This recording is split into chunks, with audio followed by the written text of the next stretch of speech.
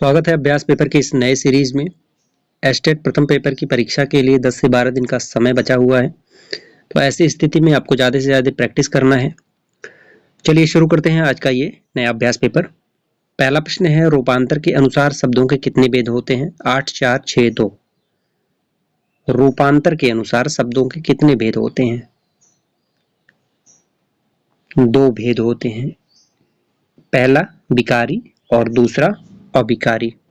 अगला प्रश्न है, निम्नलिखित में से एक युग्म गलत है? लेखा परीक्षक, एड्यूट, दुरभिसंधि, कोल्यूशन, सम्मति, कॉन्सेंस, रिश्वत, ब्राइड।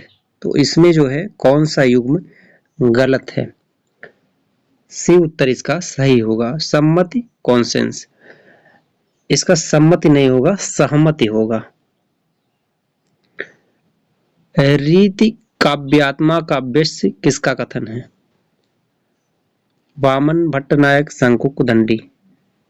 रीति काव्यात्मा काव्यस्य, तो ये जो कथन है वामन का है। वामन ने रीति को काव्य की आत्मा माना है और वामन रीति संप्रदाय के प्रवर्तक आचार्य माने जाते हैं। किस आचार्य ने गुणों को रस आश्रित माना है? भामह, दंडी, रुद्रट, आनंदवर्धन। भारतीय काव्यशास्त्र से संबंधित 3 से 4 प्रश्न पूछे जाएंगे। प्रथम पेपर की बात हो रही है, बाकी सभी प्रश्न व्याकरण से होंगे।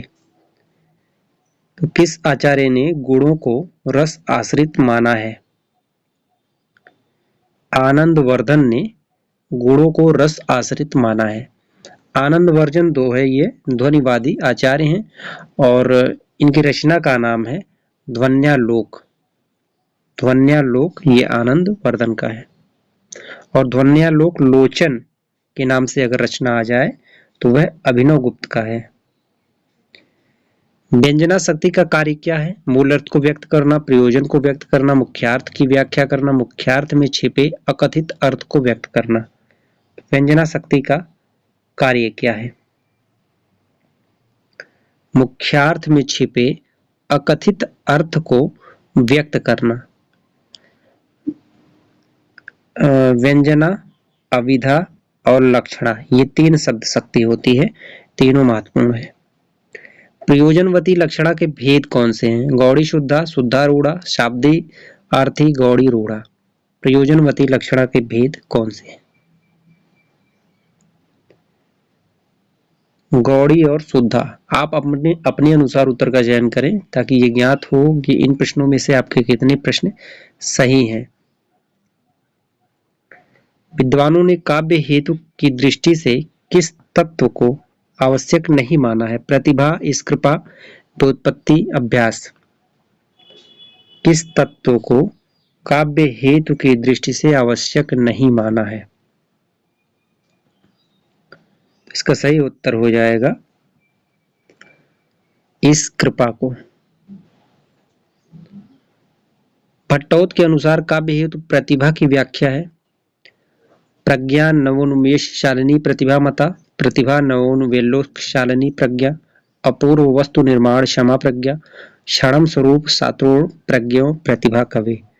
तो भट्टोत के अनुसार काव्य हेतु प्रतिभा की व्याख्या है प्रज्ञा नवोन्मेष शालिनी प्रतिभा मता। ये कई बार पूछा गया है, ये भट्टोत की उक्ति है। मैं सुकुमार नाथ वन जोगू, तुम ही उचित तप मोह कह भोगू। कौन सी शब्द शक्ति है? अविधा, आर्थी व्यंजना, शाब्दी व्यंजना, प्रयोजनवती लक्षणा। तो इसमें जो है आर्थी व्यंजना है। अगला है, केवल मात्रिक छंद किस विकल्प में है? छांटिए। छंद से संबंधित प्रश्न 7 से 8 पूछे जाएंगे। तो छंद से संबंधित एक वीडियो चैनल पर अपलोड है, अभी तक अगर आप उस वीडियो को नहीं देखे हैं तो जाकर के वीडियो देख सकते हैं। मात्रिक छंद किस विकल्प में है ये आपको बताना है। तो चौपाई, दोहा, रोला, कुंडलिया, छप्पय, ये सभी मात्रिक छंद हैं। सोरठा भी है, लेकिन सोरठा के साथ इंद्रप्रजा और मंदाक्रांता दे दिया है, इसलिए बी विकल्प गलत होगा, सी विकल्प सही है। रहीमन चुप हैं बैठिए देखि दिनन के फेर, जब नीके दिन आई हैं बनत न लगी हैं बेर। इस पंक्ति में कौन सा छंद है? दोहा, सोरठा, रोला, चौपाई। इसमें जो है दोहा छंद है। अब दोहा और सोरठा दोनों एक दूसरे के विपरीत हैं। दोहा में 13-11 मात्राएं होती हैं और सोरठा में 11-13 मात्राएं होती हैं। ठीक है, दोहा और सोरठा दोनों एक दूसरे के विपरीत हैं। चरण 4 होते हैं, मात्राएं 11, 13, 24। चरण में वर्णों की संख्या कम से अधिक के आधार पर इन वर्णिक छंदों का सही अनुक्रम कौन सा है? विकल्प को आप पढ़ लीजिए और अपने अनुसार सही उत्तर का चयन कीजिए। तो इसका सही उत्तर हो जाएगा डी। इंद्र ब्रजा में 11 वर्ण है, बसंत तिलका में 14 है, मंदाक्रांता में 17 है और शार्दूल विक्रीडित में 19 है। तो ये इसका क्रम होगा 11, 14, 17, 19। कमला किस गण का उदाहरण है? जगड़, सगड़, रगड़, तगड़। कमला जो है यह सगण का उदाहरण है। आप सभी को ज्ञात होगा गणों की संख्या जो है 8 है। गीतिका छंद के एक चरण में कितनी मात्राएं होती हैं? 24, 22, 26, 28। एक चरण में कितनी मात्राएं होती हैं? 26 मात्राएं होती हैं। 28 किस में होते हैं? ये तो हरिगीतिका में है, मैथिली शरण गुप्त का प्रिय छंद है। आवेगों से विपुल विकला, शीर्ण शय्या कृशांगी, चिंता दग्धा व्यथित हृष्या, शुष्क ओष्ठा अधीरा। इन पंक्तियों में कौन सा छंद है? मंदाक्रांता, मतंग सवैया, मालिनी, वंशस्थ। इसमें मंदाक्रांता है। मंदाक्रांता में कितने वर्ण हैं? 17। कुंडलिया छंद का लक्षण नहीं है। प्रथम 4 पंक्तियां रोला व अंतिम 2 पंक्तियां दोहा छंद की होती हैं। मात्रिक विषम छंद है। यह छंद 6 पंक्तियों का होता है। यह संयुक्त छंद है। तो कौन सा लक्षण कुंडलिया छंद का नहीं है, यह आपको बताना है। प्रथम 4 पंक्तियां रोला व अंतिम 2 पंक्तियां दोहा छंद की, ये नहीं है। कुंडलिया यह जो है विषम मात्रिक छंद है। इसके प्रत्येक चरण में 24-24 मात्राएं होती हैं। बाकी बी, सी और डी यह तीनों सही है। यह विषम मात्रिक छंद है। कहती हुई यूं उतरा के नेत्र जल से भर गए, हिम के कणों से पूर्ण मानो हो गए पंकज नए। इसमें कौन सा छंद है? सवैया, सोरठा, दोहा, हरिगीतिका। इसमें हरिगीतिका है।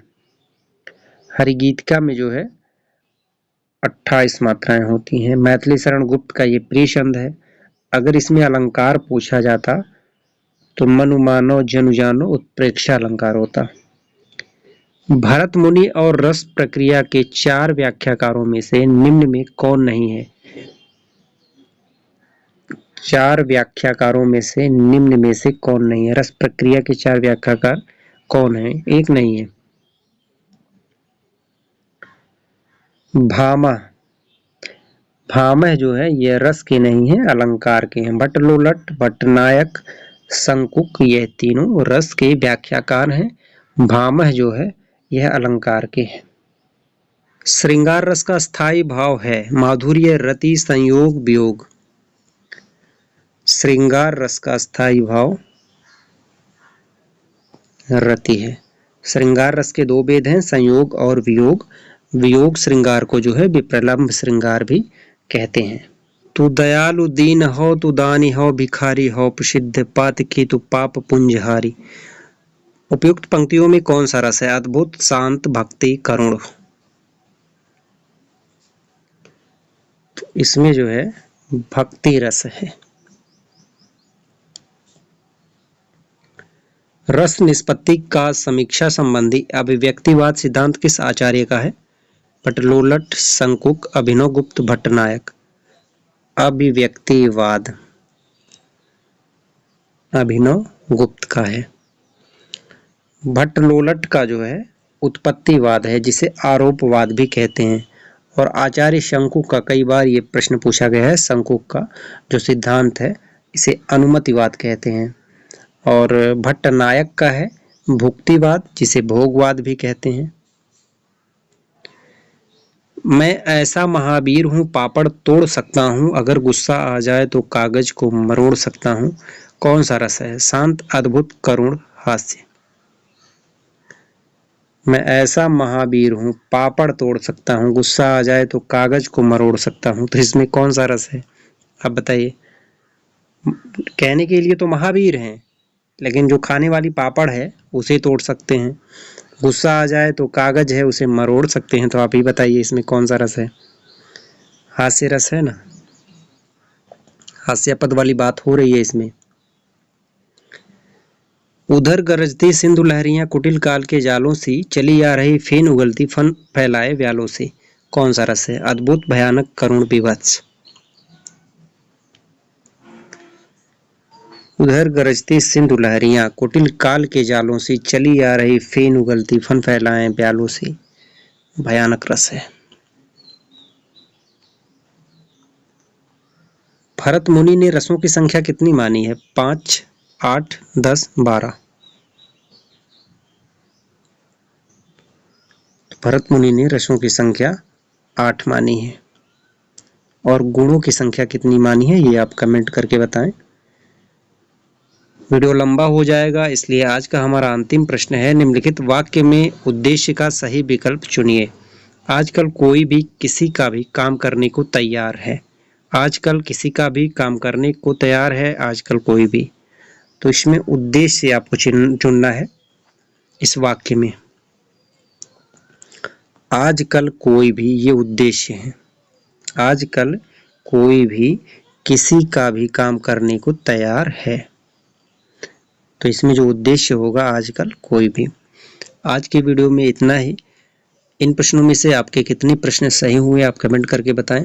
मिलते हैं अगले वीडियो में कुछ नए प्रश्नों के साथ। तब तक के लिए नमस्कार।